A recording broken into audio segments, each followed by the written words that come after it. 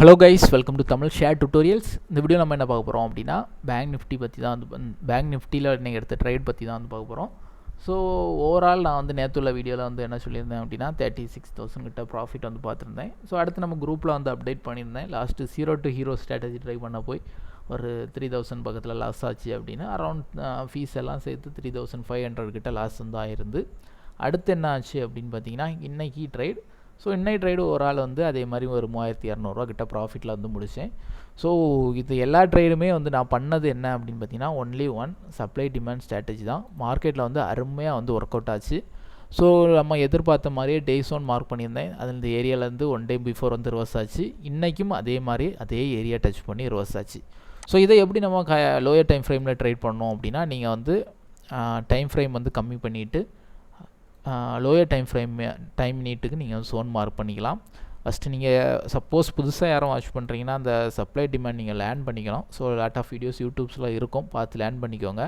முன்னாடி நான் நிறைய வீடியோஸ் மேக் பண்ணியிருந்தேன். ஒரு சில ஃபாரெக்ஸ் இஷ்யூனால் வீடியோஸ்லாம் போயிட்டு நிறைய கிளாஸ்லாம் எடுத்திருந்தேன். ஸோ இப்போ எதுவுமே பண்ணல. முன்னாடி நிறைய ஃப்ரீ ஜூம் கிளாஸ்லாம் வச்சு டீச் பண்ணியிருக்கேன். ஸோ அந்த ஸ்ட்ராட்டஜி தான் இப்போ நான் ஃபாலோ பண்ணிகிட்டு இருக்கேன். மார்க்கெட்டில் சப்ளை டிமாண்ட் மட்டும் இல்லை, trend line, candlestick and supply demand இது எல்லாமே கம்பைன் பண்ணி. ஸோ இன்றைக்கும் அதே மாதிரி தான் மார்க்கெட்டில் பார்த்தேன். காலையிலேயே அருமையான ஒரு என்ட்ரி. நம்ம எதிர்பார்த்த சோனில் மார்க்கெட் கேண்டில் ரிஜெக்ஷன் ஆச்சு. ஸோ ரிஜெக்ஷன்னா என்ன அப்படின்னா அந்த ஏரியா ஒரு சோன் ஏரியாவில் நீங்கள் அப்பாகனு எதிர்பார்க்குறீங்க. அந்த ஏரியாவில் இந்த மாதிரி ஹேமர் கேண்டில் டச் பண்ணி ரிவர்ஸ் ஆகுதுன்னா அந்த ஏரியாவில் பயங்கரமான ஒரு பையிங் ப்ரெஷர் இருக்குதுன்னு அர்த்தம். பெரும்பாலும் அந்த ஏரியாவிலேருந்து ரிவர்ஸ் ஆகலாம்னு அர்த்தம். கண்டிப்பாக எல்லா டைமும் ஆகும்னு கிடையாது, பெரும்பாலும் ஆகலாம் அப்படின்னு அர்த்தம். ஸோ அதில் என்ன நடந்திருக்கு? கன்ஃபர்மேஷன் கேண்டில், திரும்ப கரெக்ஷன், திரும்ப அப்பு, திரும்ப டவுன், அப் டவுன் சொல்லி அருமையாக மூவ் ஆச்சு. இன்றைக்கி ஒரு பெஸ்ட் மார்க்கெட் அப்படின்னு சொல்லிக்கலாம். ஏன் அப்படின்னா ஸோ நான் ஆக்சுவலாக பேங்க் நிஃப்டி தான் பார்த்துட்டு இருந்தேன். ஆனால் நான் ட்ரேட் எடுத்தேன், நிஃப்டியில் எடுத்தேன். ஸோ எல்லாமே ஆல்மோஸ்ட் சேமாக தான் மூவ் ஆகும்.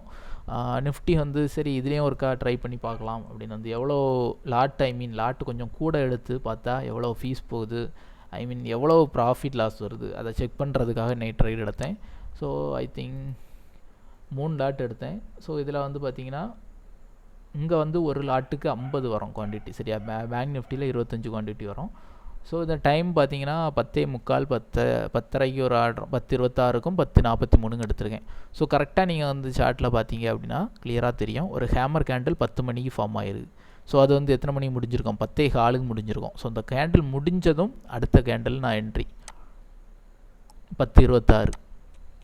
ஸோ இந்த கேண்டிலில் நான் என்ட்ரி எடுத்தாச்சு. அடுத்து என்ன பண்ணேன் அப்படின்னா திரும்ப ஒரு கன்ஃபர்மேஷனுக்கு வெயிட் பண்ணேன். ஸோ அடுத்து என்ன அப்படின்னா கரெக்டாக 10:45 அந்த டைமுக்கு திரும்ப ஒரு என்ட்ரி, சரியா? இந்த சோன் ஏரியாவில் 2 என்ட்ரி எடுத்துனேன். ஸோ இது ஏன் 2 என்ட்ரி அப்படின்னு பார்த்தீங்கன்னா நீங்கள் அந்த என்ட்ரி ப்ரைஸை பார்த்தீங்கன்னா உங்களுக்கு தெரியும். ஸோ 97க்கு ஃபஸ்ட் என்ட்ரு ஆகிருக்கேன், அடுத்து 92க்கு என்ட்ரு ஆகிருக்கேன். ஸோ அப்போ என்ன பெனிஃபிட் அப்படின்னா நமக்கு இதோட அவரேஜ் பண்ணி இது என்னோடய என்ட்ரி ப்ரைஸ் எவ்வளோ 93 94 இந்த ரேஞ்சுக்கு வந்துடும், சரியா? அப்போ நீங்கள் நினைக்கலாம் அப்போ நிறைய ஆர்டர் அவரேஜ் பண்ணி நம்ம இந்த சோனுக்குள்ளே எடுக்கலாம். அப்படி எடுக்கக்கூடாது. ஏன்னா இங்கே 10 லாட் எடுத்தாலும் ஒரு 60-70 ரூபா தான் ஃபீஸ் போகுது. அதே இது ஒரு லாட் எடுத்தாலும் அதே அளவு தான் ஃபீஸ் போகுது. அப்போ நீங்கள் ஒன்றா எடுத்துகிட்டே நிறைய லாட் எடுத்திங்கன்னா ஃபீஸுக்கே ஒரு தொகை போயிடும். ஸோ அதனால் நிறைய லாட்லாம் எடுக்கக்கூடாது. ஸோ மேக்ஸிமம் 1 or 2 லாட் எடுங்க. அதையும் தாண்டி போச்சுன்னா 3 லாட்டு கூட எடுக்கலாம். அதுக்கு மேலெல்லாம் போகாதீங்க. அப்படி எடுக்கும்போதும் கூட ஒரே நேரத்துலேயே 3 லாட்டையும் சேர்த்து எடுத்திங்கன்னா உங்களுக்கு ஃபீஸ் ரொம்ப கம்மியாக போகும். ஸோ அதெல்லாம் ஃபாலோ பண்ணிக்கோங்க புதுசாக பார்க்குறவங்க, சரியா? ஸோ இதை எடுத்தேன். ஸோ அடுத்து பார்த்தீங்கன்னா நம்ம இதுக்கு முன்னாடியே க்ளோஸ் பண்ணியாச்சு. 11:15 க்ளோஸ் பண்ணியாச்சு. ஜஸ்ட் 2 கேண்டில் தான், இந்த என்ட்ரி, அடுத்து 1 2 3 கேண்டில் தான் வெயிட் பண்ணது. ஸோ இந்த 3ஆவது கேண்டில்லே நான் புக் பண்ணியாச்சு, சரியா? ப்ராஃபிட். ஸோ இது காரணம் என்ன அப்படின்னு பார்த்தீங்கன்னா எனக்கு இன்றைக்கி புக் பண்ணியிருக்க மாட்டேன். இன்றைக்கி ஒரு அருமையான ட்ரேட், நல்லா ரிவர்சல் ஆகும் நின்றானே. என்ன ஆச்சுன்னா என்னோடய பிசி பார்த்திங்கன்னா இந்த மாதிரி ப்ராப்ளம் ஆகிடுச்சு, மானிட்டர். ஸோ என்ன அப்படின்னா இது என்ன இஷ்யூன்னு தெரியாமல் கொஞ்சம் கன்ஃபியூஸ் ஆகிட்டு லாஸ்ட்டில் இந்த 95% கம்ப்யூட்டரில் தான் ட்ரேட் பண்ணுவேன். ஸோ அப்படி இருக்கும்போது இந்த ப்ராப்ளம் இருக்கும்போது கொஞ்சம் கஸ்டமர் சப்போர்ட் அது இதுன்னு கான்டாக்ட் பண்ணி கொஞ்சம் டென்ஷன் ஆச்சு. ஸோ அந்த இஷ்யூவில் ஆர்டரை ஹோல்டு பண்ணாண்டான்னு சொல்லிவிட்டு என்ன பண்ணிட்டேன்னா க்ளோஸ் பண்ணிவிட்டு போயிட்டேன். ஸோ என்ன ப்ராஃபிட் லாஸ் எதுவுமே செக் பண்ணல, எங்கள் டார்கெட் எதுவுமே செக் பண்ணல, மேனுவலாக க்ளோஸ் பண்ணிவிட்டு வெளியே போயிட்டேன். ஸோ அதுக்கப்புறம் என்ன நடந்ததுன்னா மார்க்கெட் வந்து இன்னும் நல்லா அப்பாச்சு, அப்பாகி போய்கிட்டு திரும்ப வந்து கரெக்ஷன் எடுத்து திரும்ப வந்து அப்பாச்சு. ஸோ நீங்கள் வந்து பார்த்தீங்கன்னா தெரியும், இது பேங்க் நிஃப்டி எல்லாமே வந்து இந்த மாதிரி தான் வந்து மூவ் ஆயிருக்கும். இங்கே பாருங்கள், அப்பாகி திரும்ப ஒரு கரெக்ஷன் எடுத்து மூவ் ஆச்சு. ஸோ ஏன் இன்றைக்கி வந்து ஒரு பெஸ்ட் மார்க்கெட் அப்படின்னு சொல்கிறேன் அப்படின்னா, ஒரு சப்ளை அண்ட் டிமாண்ட் பேஸ் பண்ணி ட்ரேட் பண்ணுறவங்களா இருந்தீங்க அப்படின்னா உங்களுக்கு இதில் லோயர் டைம் ஃப்ரேம் வச்சு பார்த்தீங்கன்னா உங்களுக்கு தெரியும், ஒவ்வொரு மூமெண்ட்டும், அதாவது ஒவ்வொரு மூமெண்ட்டுமே பேங்க் நிஃப்டியில் போய் பாருங்கள், சூப்பராக வந்து மூவ் ஆயிருந்து. சூப்பராக மீன்ஸ் ஒரு கிளியர் சிக்னல் கொடுத்து மூவ் ஆகிருக்கும். நீங்கள் வந்து இந்த ஏரியா சரியா ஹையர் டைம் ஃப்ரேம் 15 மினிட்டு எடுத்துக்கிறேன். 15 மினிட்டில் சோன் மார்க் பண்ணியாச்சு. ஸோ அந்த ஏரியா டச் பண்ணி ஸ்னைப்பர் என்ட்ரி, சரியா, ஸ்னைப்பர் என்ட்ரி. ஸோ அடுத்து வந்து பாருங்கள், ஸோ ஹையர் டைம் ஃப்ரேம் வச்சோம்னா பொதுவாக ட்ரேடிங்கை பொறுத்தவரை என்னென்னா, ஹையர் டைம் ஃப்ரேம் போக போக நமக்கு ஆர்டர் கவுண்ட் வந்து குறையும், ஆனால் குவாலிட்டியான ஆர்டர் கிடைக்கும். அதே இது லோயர் டைம் ஃப்ரேம் போக போக நிறைய ஆர்டர் கிடைக்கும், ஆனால் கொஞ்சம் ஸ்டாப் லாஸ்லாம் அடிக்கும், சரியா. ஆனால் இன்றைக்கி வந்து மூவ் ஆனது பார்த்திங்கன்னா ஒரு அருமையான மூமெண்ட். இங்கே பாருங்கள், இந்த ஏரியாவில் டச் பண்ணி திரும்ப ரோஸ் ஆயிருக்கு. திரும்ப நீங்கள் வந்து பார்த்தீங்கன்னா தெரியும், இந்த கேண்டில் சோன் கேண்டில், அதுக்கு நடுவில் நின்று பார்த்தீங்கன்னா தெரியும், திரும்ப வந்து டச் பண்ணி திரும்ப ஒரு ஹேமர் கேண்டில் அந்த ஏரியாவில் ஃபார்ம் ஆகி திரும்ப அப்படியே ரிவர்சல். ஸோ அந்த ரிவர்சல் ஆகிக்கிட்டு திரும்ப வந்து அந்த ரிவர்சல் ஒரு பெரிய கேண்டில் ஆகிறதுக்கு முந்தின கேண்டில் தான் சோன் கேண்டில் எடுப்போம். ஸோ அந்த கேண்டில் லோ வந்து பார்த்திங்கன்னா திரும்ப வந்து டச் பண்ணி அதுலேயும் பார்த்திங்கன்னா ஒரு ஹேமர் கேண்டில் ஃபார்ம் ஆகிருக்கு. இங்கே பாருங்கள், குட்டி ஹேமர், ஓகே, இந்த கேண்டில் ஃபார்ம் ஆகி திரும்ப ரிவர்சல். திரும்பியும் பாருங்கள், இந்த சோன் வந்து திரும்பவும் ரெஸ்பெக்ட் பண்ணியிருக்கு, சரியா. இந்த ஏரியா டச் பண்ணி இந்த சோன் கேண்டில் இந்த ஏரியா டச் பண்ணி ரிவர்ஸ் ஆயாச்சு. இங்கே ஒரு சோன் ஏரியா டச் பண்ணிச்சுல, அந்த கேண்டில்லையும் ஃப்ரெஷ் கேண்டில் தான், அந்த ஏரியாவையும் திரும்ப வந்து மார்க்கெட் வந்து டச் பண்ணி ரோஸ் ஆகிடுச்சு. ஸோ பொதுவாக வந்து இந்த மாதிரி எந்த ஏரியாவில் என்ட்ரானாலும் ஸ்டாப் லாஸ் வந்து நம்ம கண்டிப்பாக அடுத்த சோனுக்கு கீழே தான் வைக்கணும். ஏன்னா இது லோயர் டைம் ஃப்ரேம்னால ரொம்ப டைட் ஸ்டாப் லாஸ்லாம் வைக்கக்கூடாது, சரியா. அதையும் வந்து ஃபாலோ பண்ணிக்கோங்க. டச் பண்ணி ரிவர்சல், திரும்பவும் பாருங்கள், இந்த ஏரியாவிலேருந்து சோன் மார்க் பண்ணுங்கள், திரும்பவும் இந்த ஏரியாவிலேருந்து டச் பண்ணி ரிவர்சல். எத்தனை ஆர்டர் கிடச்சிருக்குன்னு பாருங்கள். இந்த ஸ்கேல்பிங் மாதிரி இன்றைக்கெலாம் வந்து பண்ணியிருந்தோம் அப்படின்னா, நான் பண்ணது ஸ்கேல்பிங் மாதிரி தான், அந்த டைமுக்குள்ளேயே நான் முடிச்சாச்சு, சரி, அந்த டைம். ஸோ இந்த ஏரியாவில் என்ட்ராகி இந்த ஏரியாவில் முடிச்சாச்சு நான் ட்ரைட்.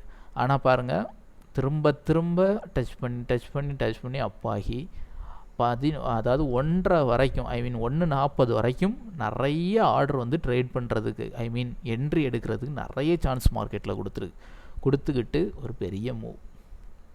ஸோ நான் இன்னைக்கு எடுத்த ஆர்டர்லாம் வச்சுருந்தேன்னா கண்டிப்பாக ஒரு 20,000-30,000 ரூபாய் வரைக்கும் ப்ராஃபிட் வந்து போயிருக்கும். அட்லீஸ்ட் நான் கூட கொஞ்ச நேரம் ஹோல்டு பண்ணியிருந்தா கூட எனக்கு வந்து 10,000 ரூபாய்க்கு மேலே ப்ராஃபிட் வந்திருக்கும். ஸோ அப்படிப்பட்ட ஒரு பெஸ்ட்டான டே தான் இது. ஆனால் நான் வந்து மிஸ் பண்ணிட்டேன் அப்படின்னே சொல்லணும். ஏன்னா நான் வந்து